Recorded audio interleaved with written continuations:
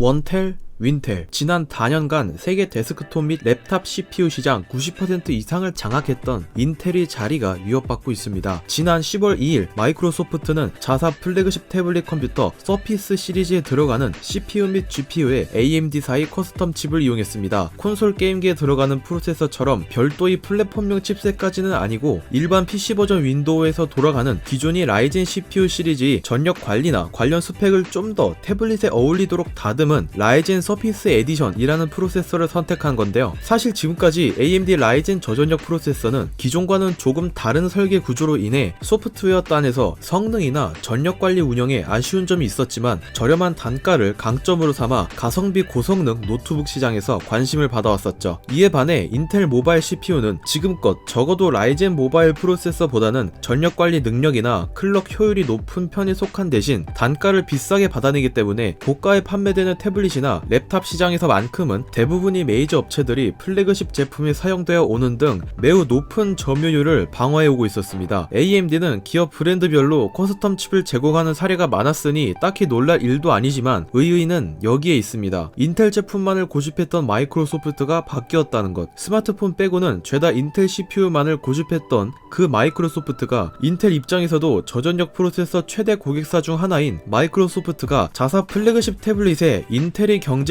AMD 프로세서를 처음으로 선택했다는 거죠. 기존의 양사 간의 관계를 고려해 본다면, 출시된 제품들의 동향을 살펴본다면 이건 엄청난 변화입니다. 인텔만을 고집했던 마이크로소프트가 AMD 제품을 선택했다는 사실은 전 세계 태블릿이나 랩탑 PC를 제조하는 업체들에게 시사하는 바가 큽니다. 다른 경쟁사들 역시 장기적으로 보았을 때 AMD 프로세서를 선택할 가능성을 높여주는 꼴이고, 소비자들로 하여금 AMD 프로세서에 대한 인지도와 관심을 높여줄 뿐만 아니라 신뢰도 역시 높여줄 수 있는 기회가 된다는 거죠. 그렇다면 마이크로소프트는 어째서 무엇 때문에 AMD CPU를 선택한 걸까요? 몇 가지 유력한 이유를 짚어봤습니다. 첫 번째, AMD는 인텔보다는 커스터마이징 칩 설계에 있어서 조금 더 개방된 가치관, 다시 말하면 유연성을 가지고 있습니다. AMD는 오래전부터 미리 정해둔 제품 라인업 이외에 다른 고객사들이 요구하는 플랫폼에 좀 더 특화된 커스터마이징 프로세서들을 많이 만들어 왔습니다. 지난 수년간 콘솔 제품인 엑스박스와 플레이스테이션에 더불어 올해 초에는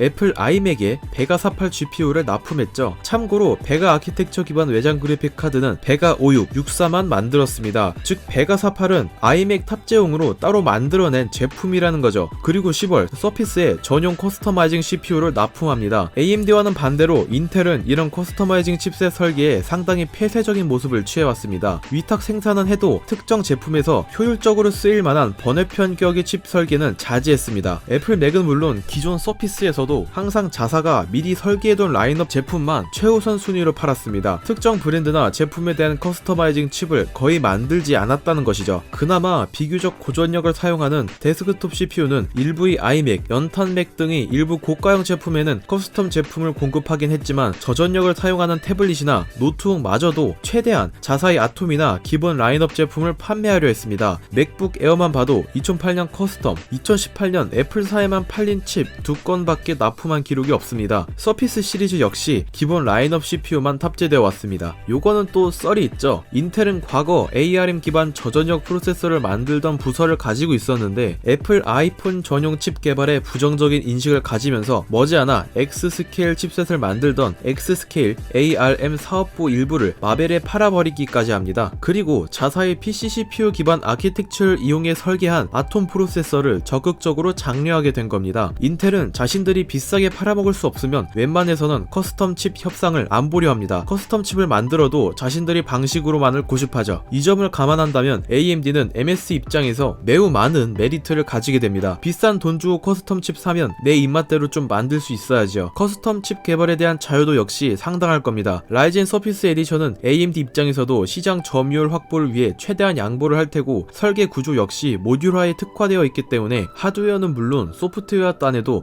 인텔 인텔 제품을 선택할 때보다는 마이크로소프트가 개입할 수 있는 점이 많습니다. 엑스박스나 플레이스테이션 사례로 이미 검증되었기도 하고요. 두 번째, 인텔 CPU만이 멜트다운 보안 결함. 엎친 데 덮친 격으로 인텔을 휘청이게 만든 중대한 보안 결함이 있죠. 2018년 1월 새해 대바람부터 세계를 떠들썩하게 만든 멜트다운이 그 중점에 서 있습니다. 멜트다운 이슈가 세상에 공개된 지 1년 반이 한참 지난 지금에 와서도 최신 인텔 프로세서들이 물리적 멜트다운 이슈의 건덕지는 여전히 존재합니다. 아키텍처를 완전히 갈아엎지 않는 한 수정이 매우 힘든데 어느 정도 보완을 거치고 있다고 하더라도 2019년 4분기에 출시될 예정인 커피레이크 리프레시 i9-9900KS조차도 멜트다운 이슈에서 AMD 라이젠 시리즈만큼 완전히 자유롭지만은 않습니다. 2018년에 라이젠 개발자인 짐 켈러가 인텔에 입사하여 새 CPU 아키텍처를 만들고 있다지만 그게 1년, 2년 만에 나오나요? 힘들죠. 마이크로소프트 입장에서도 절대적 전성비는 좋아도 보안 결함이 있는 프로세서를 또 비싼 단가에 납품받는 건 어느 정도 무리수인 부분이 있습니다. 보안이 가장 중요한 휴대용 컴퓨터인데다가 플래그십 제품이잖아요. 많은 부분에서 완벽해야 하고 납품 가격은 저렴할수록 좋죠. 세 번째, MS와 AMD 양사 모두에게 메리트가 있는 시기였다. MS 입장에서는 높은 납품 단가 하지만 메리트는 낮은 인텔 대신 절대 성능은 떨어져도 매우 저렴하고 자신들이 손 좀 본다면 지금보다 발전 가능성이 높고 입맛대로 설계할 수 있는 AMD를 선택하는 게 더 많은 이점을 취할 수 있었을 겁니다. AMD 입장에서는 윈도우의 최적화 부분에 있어서 아쉬움이 있었습니다. 전력 관리 기술 및 부스트 클럭 이슈는 시간적 문제였다 치고 윈도우 10 1903 업데이트로 인한 비약적 성능 향상에서 그 근거를 엿볼 수 있습니다. 이는 다시 MS에게 있어서는 장기적으로 볼 때 라이젠 저전력 프로세서가 랩톱 시장의 점유율 역시 끌어올리게 될 때 결국 AMD 프로세서에 대한 최적화 작업이 나날이 중요해질 테고 어차피 해야 될 최적화도 책임감을 가지고 할 겸 아직은 AMD의 점유율이 낮아 저렴하게 칩을 공급할 수 있는 이때가 좋은 타이밍이라는 것이죠. 4개의 코어를 최대 생산 단위로 만들어 각 다이를 묶어 멀티코어를 만드는 코어 컴플렉스 즉 CCX 구조를 사용하는 라이젠 1세대가 2017년에 나왔는데 2년 만에 CCX CPU 전용 스레드 운용 기술이 최적화 업데이트가 나왔을 정도면 말 다 했죠. 라이젠 3세대에 와서는 IO 다이가 떨어져 나왔고 8코어를 최대 생산 단위로 하는 CCD로 바뀌었다 보니 소프트웨어를 최적화할 수 있는 부분이 또 어딘가에 있을 겁니다. 점차 점유율을 늘려가고 있는 AMD와의 일반 PC 프로세서에 대한 하드웨어적 협력의 시작은 AMD는 물론 MS에게도 좋은 기회로서 작용했을 겁니다. 그렇다면 이번